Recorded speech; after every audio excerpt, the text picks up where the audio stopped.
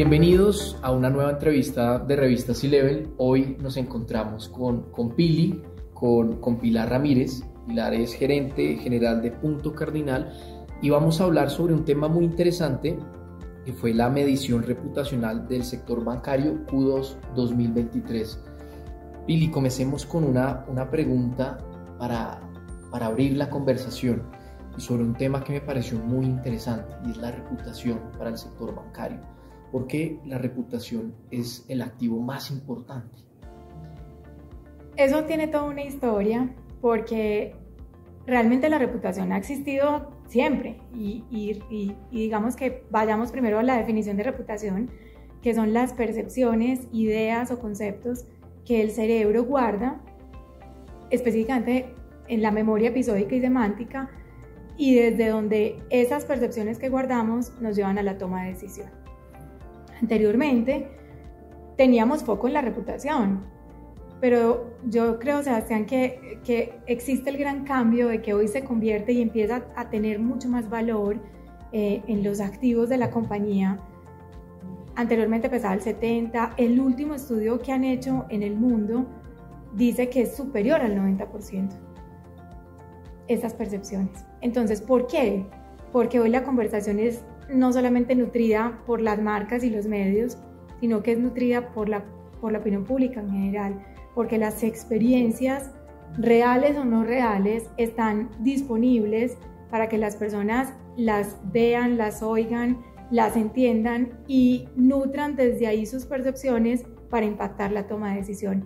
Entonces hoy una marca, pues básicamente si es querida, respetada, escuchada, la van a elegir.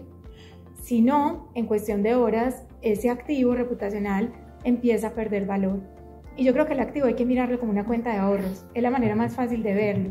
Yo le ingreso, le consigno, sumo percepción favorable, y un día llega la crisis y yo de alguna manera empiezo a gastarme ese activo reputacional.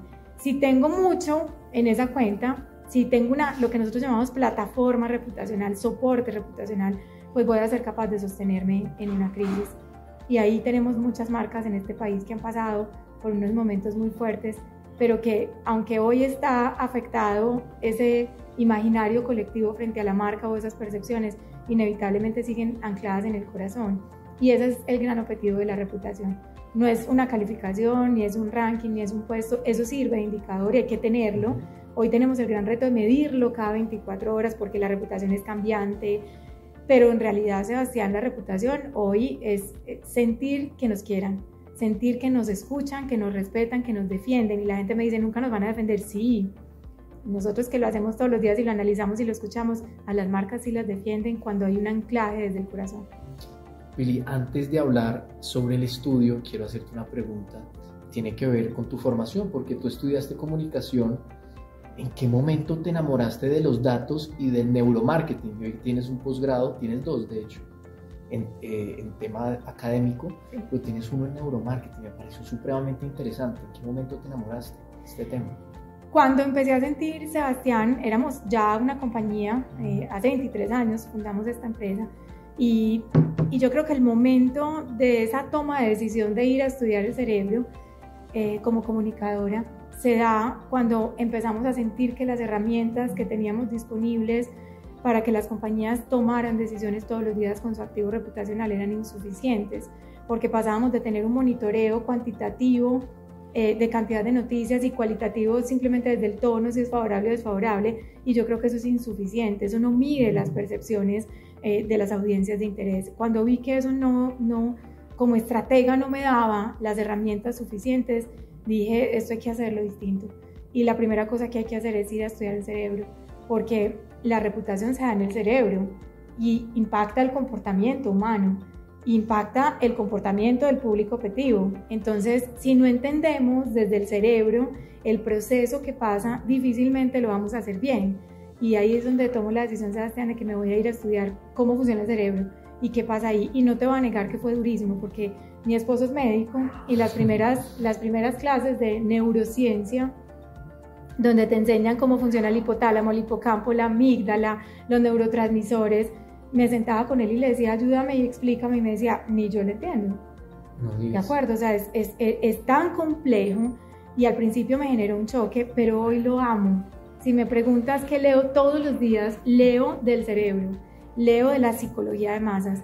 Cuando uno lo entiende, las estrategias de reputación de mercadeo, inclusive hasta la relación con los demás, Sebastián, la comunicación en su esencia cambia brutalmente, porque estás entendiendo mientras estamos hablando tú y yo acá, qué te está pasando en el cerebro, Sí. cómo estás procesando la información, cómo la estás Estaba pensando en eso. decodificando, cómo la estás guardando, qué guardas, qué no, qué tiene rebote, cómo identifico tus gestos faciales rápidos, si estás teniendo rebote o si estás teniendo anclaje. Entonces, ojalá todos nos enamoráramos de eso. Mira que ese tema es supremamente fundamental, también porque ahorita la inteligencia y la ciencia de datos se basa también en el cerebro para adaptar ciertos comportamientos a pues, estructuras artificiales.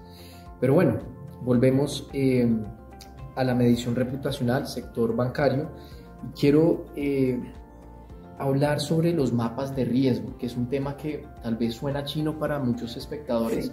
pero que sin duda es fundamental entendiendo los servicios que ustedes prestan. ¿Qué tan importante es un mapa de riesgo y cómo identificarlo?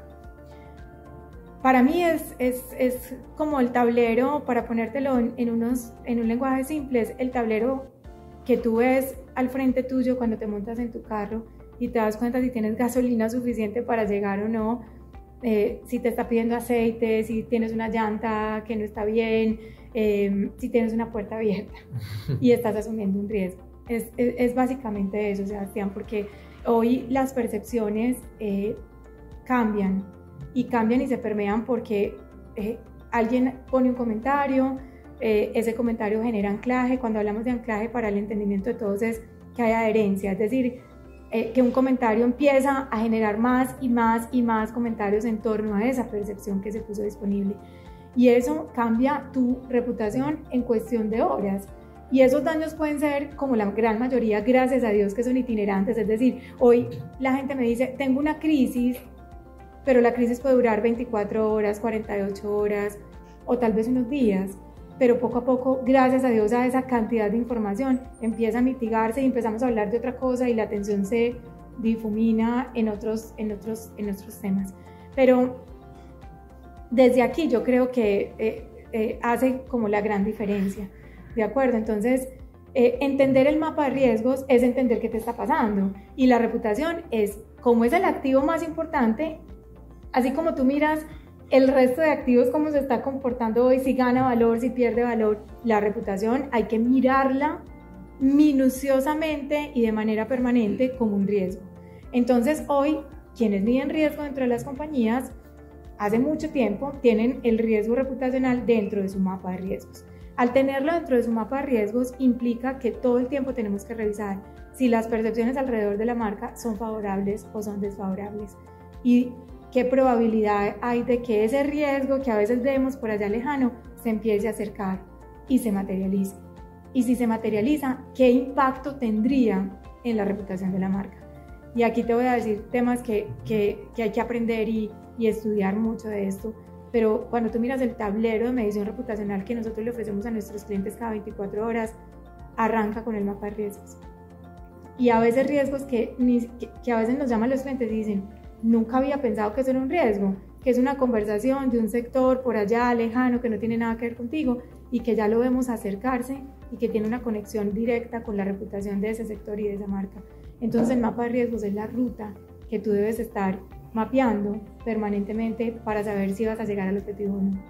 Muy importante también para la toma de decisiones.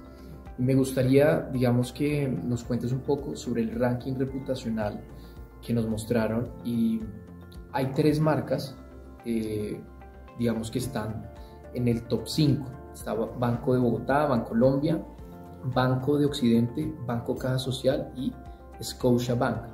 Cuéntanos un poco qué encontraron de estos bancos y qué relación tiene también con la exposición que tiene cada banco. Voy a contar cómo se miden estos bancos. Hay unas variables que marcan la calificación del activo reputacional de cada uno de estos bancos, y la primera definitivamente es la favorabilidad que se tiene en los diferentes ambientes, tanto en los medios tradicionales, que expliquémosle a la gente que es prensa, radio, televisión, medios electrónicos y sus versiones en diferentes canales, ¿de acuerdo? Y medios sociales son las plataformas que hoy estamos utilizando, como Facebook, Instagram, TikTok, X, que muchas se pueden monitorear con motores de búsqueda, pero que también hay que complementarla con una búsqueda manual. Ahí, digamos que está una de las variables más importantes. Si lo que circunda la marca es favorable, pues ahí te ganas un puntaje importante. Si lo que circunda la marca es desfavorable, pues es un ambiente riesgoso, porque cada vez esas percepciones empiezan a permear, se instauran en el cerebro y terminan generando un efecto de masa, ¿de acuerdo? Esa es la primera variable. Y se mide en ambientes distintos, se mide la calificación y se consolida en un solo puntaje. Esa es la primera variable. La segunda variable es la coincidencia en código y es la más difícil de conseguir. La coincidencia en código es si lo que dice cada uno de los bancos, la gente lo identifica que es verdad o no.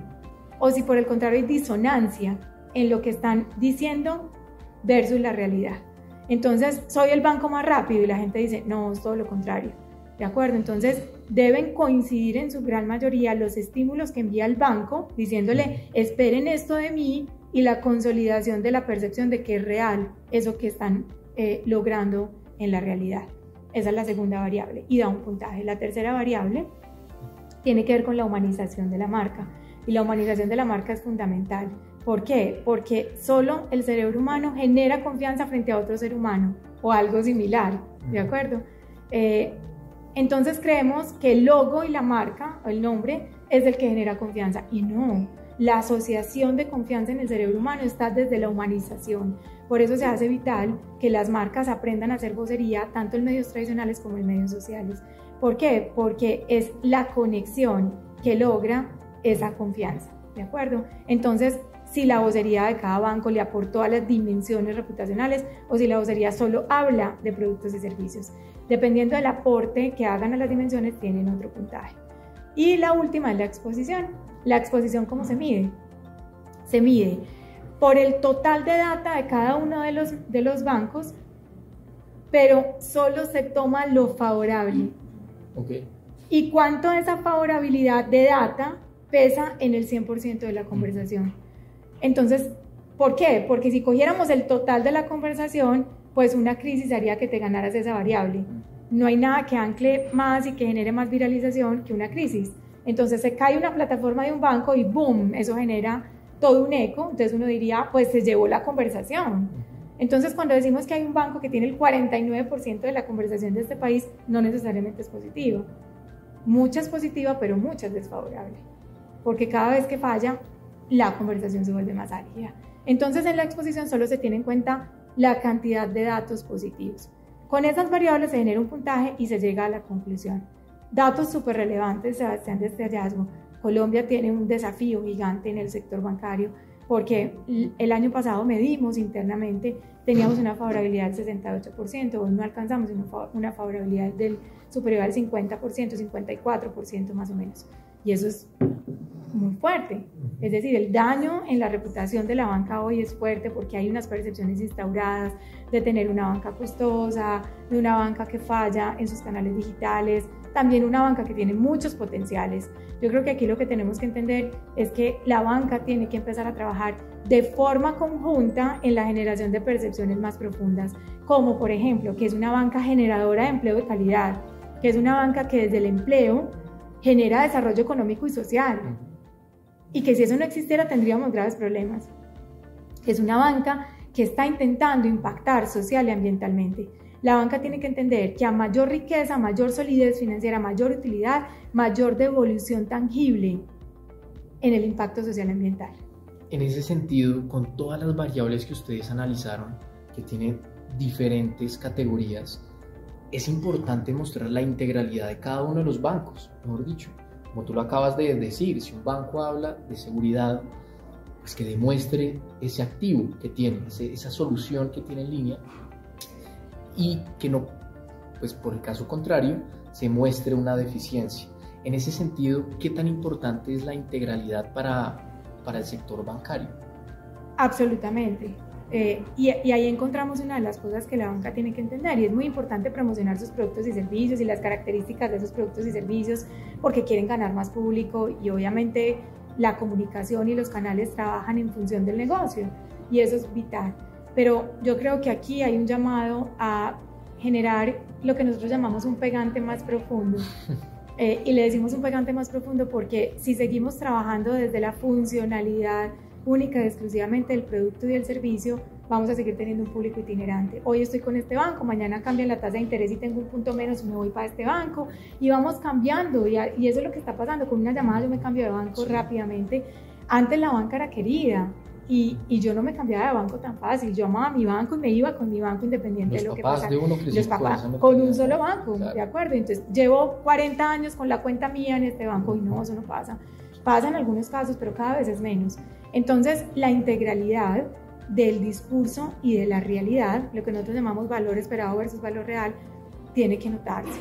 Es decir, que si yo elijo un banco, es un banco que tiene muy buenos productos y servicios, pero que puede que no sea siempre el mejor, que es un banco que es líder en temas, que es un banco que genera devolución ambiental y social, es decir, yo me siento tranquila porque mi banco es responsable en todos los sentidos, porque mi banco es una marca empleadora de calidad, porque mi banco genera confianza, es decir, es transparente, empático, coherente, que es la integridad, porque mi banca realmente innova y se adapta a las necesidades.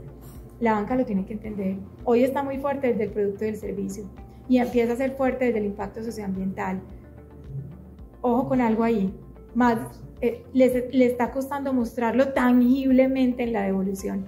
Entonces vemos unos propósitos que dicen, en 10 años queremos lograr, y hoy ¿qué estás haciendo? Entonces hay que tangibilizarlo y volverlo más transversal y más integral, Sebastián, porque ese al final será el que fidelice la toma de decisiones.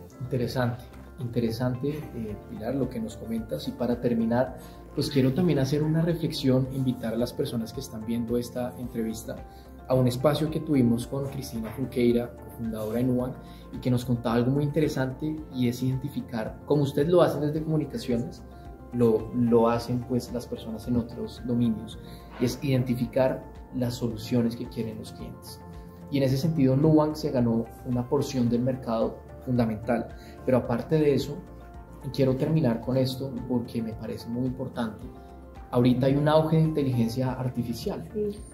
Los bancos, en teoría, montan nuevos activos que responden a esas soluciones, pero a veces no responden a lo que quiere el cliente. Y a veces un chatbot puede funcionar para el banco, pero no para el usuario.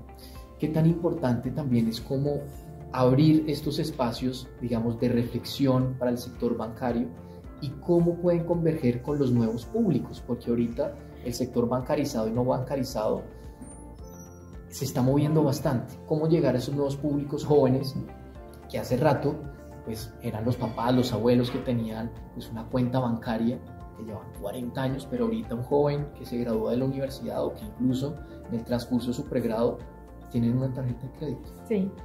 Sebastián, yo creo que ahí acabaste de tocar un punto fundamental porque hay un hallazgo que seguramente con la persona que hablaron de Nubank salió a relucir, y es que hay una evidencia de que las nuevas generaciones, aunque son muy tecnológicas, quieren rapidez, eficiencia, inclusión. La generación que nos va a hacer el gran cambio quieren humanización. Entonces yo le llamo a eso como la oreja de Dumbo. Si los bancos siguen tomando las decisiones de adaptación, que para nosotros son una innovación en todos los sentidos, y ojo porque a veces entendemos que la innovación es más plataformas digitales, más tecnología en la transaccionalidad, y eso obviamente tiene que pasar, pero innovar o adaptarse es entender con la oreja de Dumbo qué quiere el público y no solamente qué quiere el banco, qué le conviene al banco, y tú lo dijiste desde ahí. Y voy a decir simplemente un hallazgo que lo venimos identificando, y no en Colombia, en los países donde medimos. La opinión pública le grita, perdón el término, a la banca que quiere un servicio humanizado.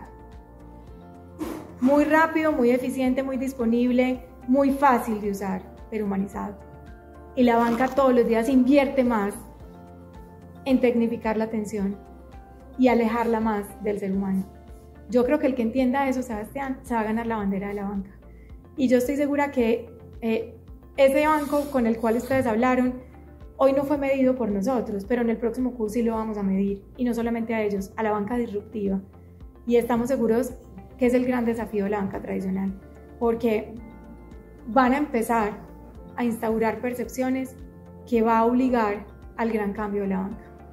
Y yo creo que esa banca disruptiva lo que está haciendo distinto es la escucha activa y profunda de lo que quieren no solamente las nuevas generaciones, sino las generaciones que ya hoy usan la banca. ¿De acuerdo? Entonces, esa banca ya saben los niños de 10 años que quieren y cómo van a empezar a capturar los niños de 10 años, de 5 años, de 6 años. La banca tradicional está enfocada en atender hoy quienes tienen el recurso. La banca disruptiva va 20 pasos más adelante y creo que es el cambio que vamos a ver. Bueno, escucharon la bandera, mejor dicho, lo que se viene para el sector bancario va a ser muy interesante. Por supuesto, lo vamos a ver con ustedes la próxima medición. Pilar Ramírez, gerente general de Punto Cardinal, muchísimas gracias por estar en Revista C-Level. Tú me dijiste que te dijera Pili, ¿no? Que me digas Pili, Sebastián, porque yo con el resto de nombres no me identifico. No, muchas gracias a ustedes, qué rico que estén aquí con nosotros y que se hagan partícipes de estos estudios, que yo creo que al final del ejercicio lo que hacen es ayudar a que las compañías tengan una reputación cada vez más sólida y profunda, no solamente desde un resultado, sino desde la profundidad que permea la organización en general. Creo que eso es beneficioso para todos, así que gracias.